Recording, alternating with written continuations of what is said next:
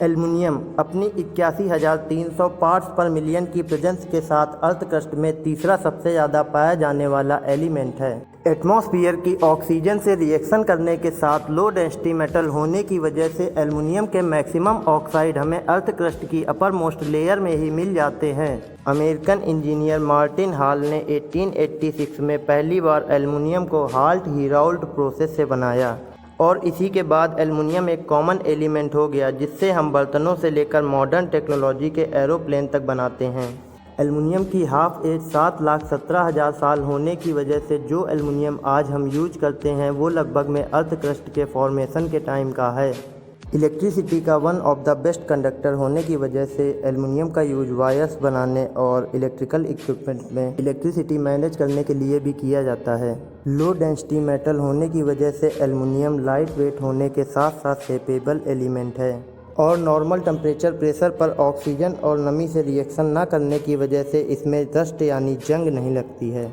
Aluminium की इन्हीं qualities की वजह से हम एल्युमिनियम का यूज नमी युक्त स्थानों में या पानी के अंदर स्ट्रक्चर को बनाए रखने और उसकी ड्यूरेबिलिटी बढ़ाने के लिए करते हैं।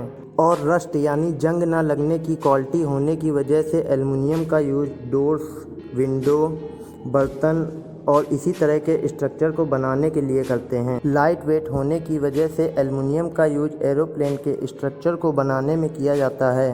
आपको जानकर हैरानी होगी कि आयरन से बना एरोप्लेन एल्युमिनियम से बने एरोप्लेन से 50% कम इफ़िशियंट होता है। एल्युमिनियम का यूज एंटीना बनाने में किया जाता था क्योंकि एल्युमिनियम रेडियो वेव्स को भी एब्जॉर्ब करता है और एल्युमिनियम की इसी क्वालिटी की वजह से एल्युमिनियम का use radio communication, broadcasting, radar और रेडियो नेविगेशन सिस्टम के साथ साथ सैटेलाइट कम्युनिकेशन और वायरलेस कंप्यूटर नेटवर्क्स में भी एल्युमिनियम का यूज़ रेडियो वेव्स को एब्जॉर्ब करने में किया जाता है। आपको ये जानकर हैरानी होगी कि एल्युमिनियम का यूज़ फ्यूल सेल में लिथियम की जगह भी कर सकते हैं और ऐसा करने पर एल्युमिनियम से बनी बैटरी लिथियम से बनी बैटरी से 8 टाइम्स ज़्यादा पावर कंज्यूम करेगी। पर अफसोस ये बैटरी रिचार्जेबल नहीं, यूज एंड थ्रो है। बेसिकली एल्युमिनियम आयन बैटरी में ऑक्सीजन के साथ रिएक्शन करके एल्युमिनियम इलेक्ट्रिसिटी बनाता है और इसी प्रोसेस में बनी एनर्जी से हमें एल्युमिनियम आयन बैटरी से इलेक्ट्रिसिटी मिलती है। एल्युमिनियम की पावर का अंदाज़ा आप यहीं से लगा सकते हैं कि 1 लीटर पेट्रोल जलने में 34.2 मेगाजूल एनर्जी देता है, जो आज के टाइम पर हमारा मोस्ट कॉमन और मॉडर्न फ्यूल है।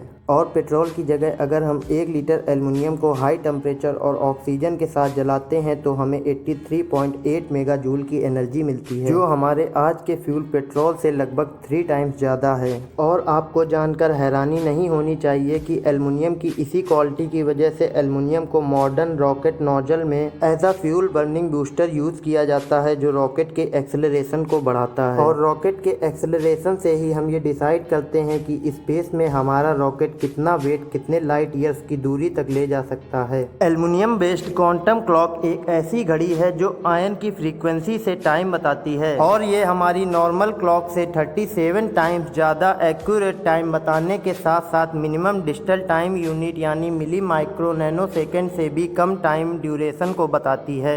सबसे ज़्यादा मेटेरॉइड साइंटिस्ट यही मानते हैं कि जो एस्टेरॉइड 4.5 बिलियन साल से पुराना होता है उसमें इतने साल से फॉर्म हुआ एल्युमिनियम एटमॉस्फेयर के फ्रिक्शन से सबसे जल्दी मेल्ट होने लगता है और इसी मेल्टेड एल्युमिनियम की एनर्जी की वजह से ये एस्टेरॉइड जब सतह पर टकराते हैं तो बहुत ज़्यादा एनर्जी निकलती है।